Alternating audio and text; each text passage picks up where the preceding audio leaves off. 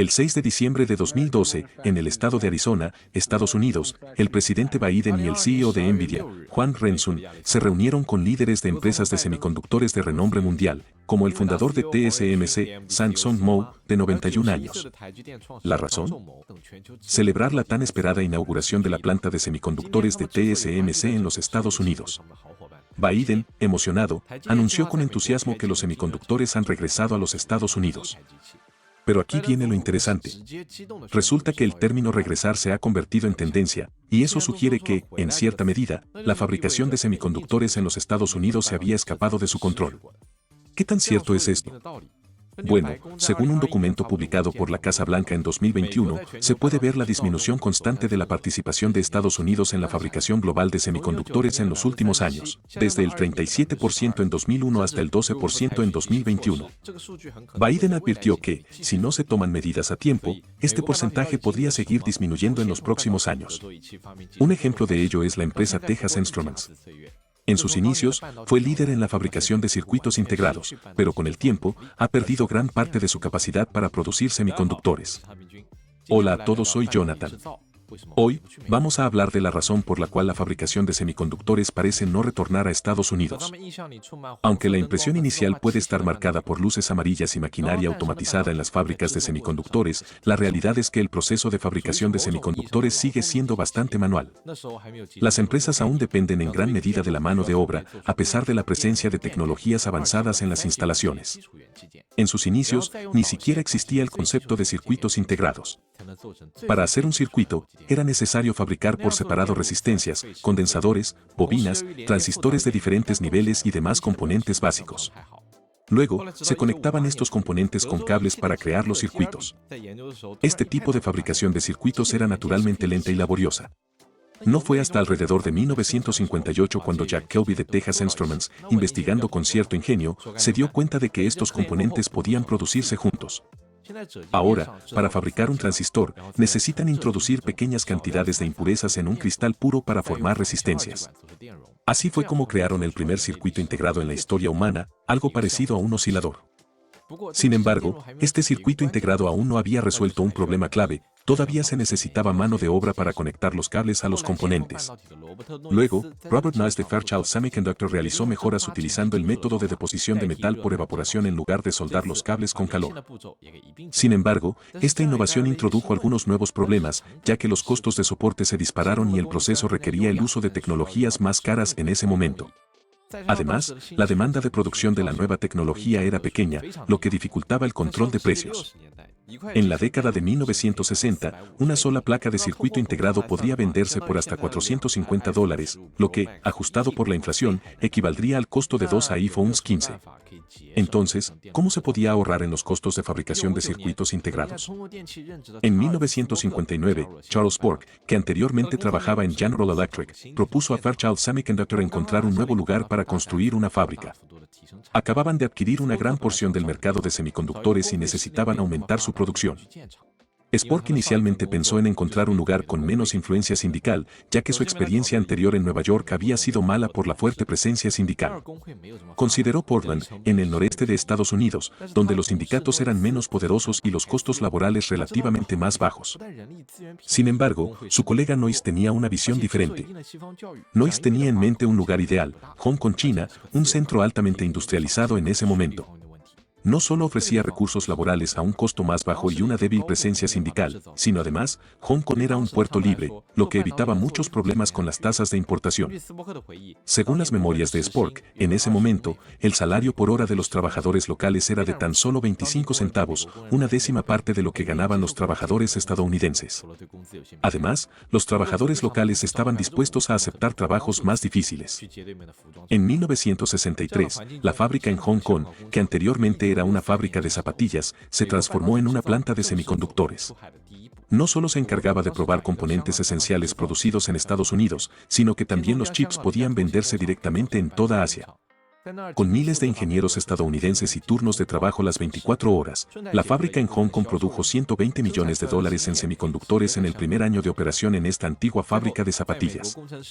Este logro no solo satisfizo a la compañía, sino que también despertó la envidia de sus competidores en Estados Unidos, quienes se preguntaban dónde podrían encontrar mano de obra tan barata y una capacidad de producción tan eficiente. Así que todos comenzaron a seguir el ejemplo, incluidas otras empresas estadounidenses como Texas Instruments y Motorola, que también comenzaron a explorar el mercado en Hong Kong. Después de saborear el delicioso resultado de la reubicación industrial, la expansión posterior fue imparable. Las empresas dirigieron su mirada hacia Singapur y Malasia, donde los costos laborales eran aún más bajos. Aunque los salarios en Hong Kong eran solo una décima parte de los estadounidenses, eran considerados los más altos en el este de Asia en ese momento. Todos movieron la producción de semiconductores fuera de Estados Unidos. La fabricación tradicional de semiconductores se divide en 3 etapas principales: diseño de chips, fabricación y encapsulamiento y prueba. En ese momento, Estados Unidos trasladó rápidamente la etapa de encapsulamiento y prueba, que tenía la menor complejidad tecnológica pero el mayor costo laboral, al extranjero. Después de todo, describir la industria de semiconductores como alquimia no estaría muy alejado de la realidad. La arena que se utiliza es esencialmente dióxido de silicio, que es un material sumamente común. Si deseas comprarla en un mercado de materiales de construcción, alrededor de $20 te permitirán adquirir una tonelada. Sin embargo, la variante de alta pureza, el cuarzo, tiene un valor varias veces superior, llegando a aproximadamente $7,000 por tonelada. En comparación, el último lanzamiento de un procesador i9 cuesta alrededor de $700, con un peso de aproximadamente 3 gramos. Si hacemos la conversión, sería equivalente a alrededor de $2 millones por tonelada, lo que es un beneficio impresionante. Japón también se interesó en los chips, ya que la fabricación de semiconductores no requería demasiada energía ni ocupaba mucho espacio. Para Japón, que tenía recursos de energía relativamente escasos y tierras limitadas, esto resultó ser una oportunidad perfecta. Japón absorbió una gran cantidad de tecnología estadounidense a precios bajos. Muchas empresas japonesas que ahora conocemos se levantaron durante este periodo. Ya sea en el campo de los transistores, las computadoras o los circuitos integrados, estas tecnologías, una vez que llegaron a Japón, fueron estudiadas y comprendidas rápidamente. Después de investigarlas a fondo, Japón lanzó productos imitativos con un rendimiento ligeramente inferior pero precios más bajos. En 1966, Japón planeó fabricar una computadora de alto rendimiento siguiendo el ejemplo de IBM en Estados Unidos. La construcción de esta computadora no era una tarea sencilla, y para lograrlo, IBM reclutó a más de 60,000 nuevos empleados, obtuvo más de 300 patentes y superó una serie de desafíos tecnológicos. El proyecto costó aproximadamente $5.2 mil millones, equivalente al costo de construcción de 7 portaaviones nucleares. En comparación, el presupuesto japonés para este proyecto era menos del 1% y, como era de esperar, el proyecto fracasó. Sin embargo, durante el proceso de desarrollo de esta máquina, Japón acumuló una gran cantidad de experiencia en el desarrollo de memoria de alta demanda para esa época. Las valiosas experiencias acumuladas desempeñaron un papel crucial en el ascenso de Japón en la posterior era de las memorias. Sin embargo, la percepción puede generar confusión, ya que, en ese momento, las grandes fábricas estadounidenses superaron a Japón. No obstante, cabe destacar que el almacenamiento de datos representaba un desafío significativo en esa época. Las antiguas computadoras se veían obligadas a utilizar memorias magnéticas y cuestiones fundamentales como la velocidad de lectura-escritura, el almacenamiento físico y la confiabilidad eran aspectos críticos. Para ilustrar la importancia de estos avances, podemos compararlo con la actualidad. Si una empresa lanzara una batería que duplicara la densidad de energía junto con otras características sobresalientes, representaría un avance revolucionario en el almacenamiento de energía. Es fácil imaginar que todas las demás empresas querrían abordar esta área al año siguiente. Lo que solía requerir la atención meticulosa de trabajadoras con lupas para llevar a cabo tareas laboriosas, ahora se realiza de manera automática con un personal mínimo. Además, se implementaron superplantas y ciudades especializadas, lo que aumentó significativamente el rendimiento del producto. Esta historia es una narrativa familiar de acumulación tecnológica a lo largo de los años. La mano de obra japonesa, ya sea en términos de rendimiento o precio, superó ampliamente a los productos estadounidenses. Gracias a la colaboración entre empresas y la implementación implementación de diversas integraciones tecnológicas, lograron capturar el 90% del mercado enemigo. Las empresas tecnológicas en América del Norte fueron impactadas tan profundamente que incluso Intel, a pesar de haber inventado el chasis, fue desplazada del mercado de placas base. En aquel momento, el gobierno estadounidense reaccionó enérgicamente, lanzando ataques significativos contra la industria de semiconductores japonesa. Mediante legislación, se alegó que Japón practicaba dumping, es decir, vendía a pérdida en la industria de semiconductores, y se promovió la creación de un mercado globalizado en este sector para fragmentar el dominio japonés. Este tema ya fue abordado en un video anterior, por lo que evitaré entrar en detalles nuevamente. Tras esta estrategia por parte de Estados Unidos, la industria de semiconductores en Japón no colapsó por completo, pero sí experimentó una debilidad temporal. Sin embargo, esta táctica conllevó consigo nuevos desafíos. No solo se volvió difícil fabricar placas de circuito en Japón, sino que también se volvió costoso y complejo. En este momento crítico, TSMC intervino y expresó: no hay problema, puedo encargarme de la fabricación. Ustedes solo necesitan ocuparse del diseño. Aún subsisten dos ventajas evidentes en este escenario. En primer lugar, se ha reducido la fricción interna entre los fabricantes de chips. En el pasado, estos guardaban celosamente sus diseños de chips para resguardar en secreto sus innovaciones y métodos de producción. Sin embargo, la dinámica ha cambiado. TSMC se presenta como una fábrica que se abstiene de intervenir en el diseño de chips. Puede encargarse de fabricar los diseños más novedosos sin temor a la filtración de información.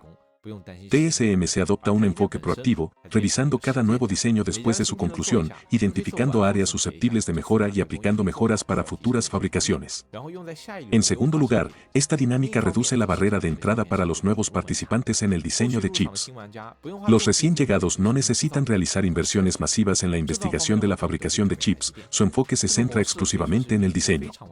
Los desafíos de manufactura pueden ser delegados a TSMC. Aunque este modelo ha funcionado excepcionalmente bien durante décadas, el único inconveniente aparente radica en que el éxito de TSMC cierra la puerta a cualquier otro actor que ahora quiera entrar en el juego de los semiconductores. Si de repente deseamos transferir manualmente la capacidad de producción de TSMC a otro país, incluso Estados Unidos, los costos asociados serán altísimos.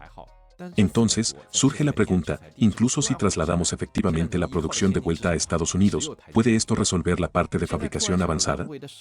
Para comprender esto, primero debemos examinar a qué fábricas ha trasladado TSMC.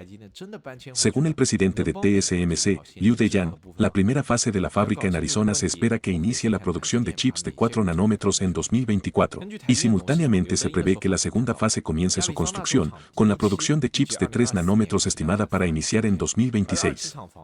No se planea la construcción de una planta de encapsulación en los próximos años. En el pasado, el encapsulado se consideraba un proceso de productos de gama baja, pero hoy en día es esencial. El encapsulado avanzado desempeña un papel crucial para optimizar el funcionamiento de un conjunto de chips. Se encarga de agrupar varios chips de manera eficiente, logrando un efecto sinérgico donde la suma es mayor que las partes individuales. Por ejemplo, la impresionante velocidad de transferencia de datos de 2.5 TB por segundo de la Apple M1 se logró gracias a la tecnología de encapsulado avanzado que conecta dos chips. Además, NVIDIA utiliza tecnologías de encapsulado avanzado para mejorar el rendimiento y reducir el consumo de energía en sus tarjetas gráficas. Sin embargo, estas tecnologías destacadas no pueden implementarse en Estados Unidos. Aunque la fábrica de obleas en Arizona comience a operar sin contratiempos, los chips fabricados aún deberán enviarse de vuelta a China, Taiwán, para el posterior encapsulado. En este punto, los costos ya no presentarán muchas ventajas. Antes de profundizar en este aspecto, es crucial tener en cuenta que el plan para construir la fábrica de obleas ha experimentado diversos desafíos. En una sesión de preguntas y respuestas durante una conferencia telefónica, el presidente de TSMC, Liu Deyan, comentó que la habilidad de los trabajadores en Estados Unidos no es muy elevada.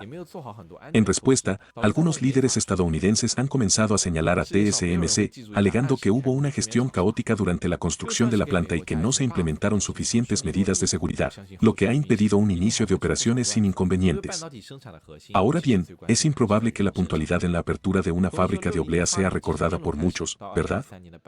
Incluso si brindamos reconocimiento a los estudiantes que lograron aterrizar con éxito en Estados Unidos, vislumbro numerosos desafíos en la fase operativa, ya que la esencia de la producción de semiconductores, desde la invención de los circuitos integrados en 1960 hasta las fábricas automatizadas de semiconductores en 2023. sigue estando intrínsecamente vinculada a las personas.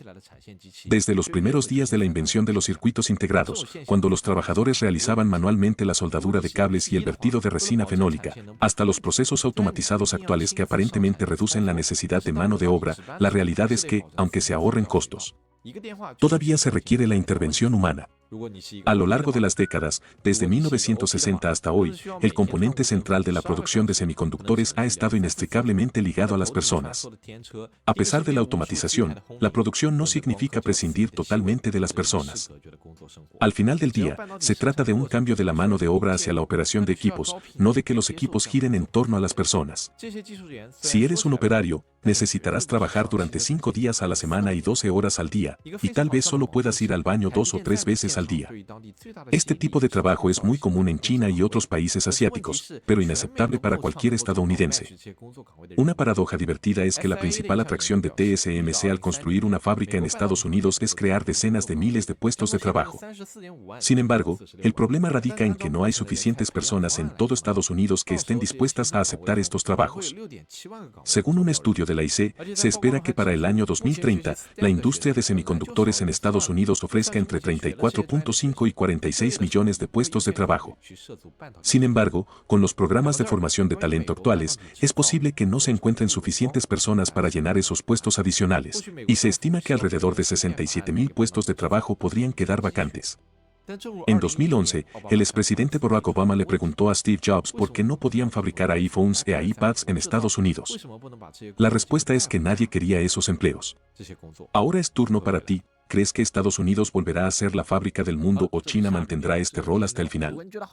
Deja tu comentario y suscríbete para próximos videos. Hasta luego. 最后拜托大家关注一下我们，也可以关注一下我们的公众号差评。我们下次再见。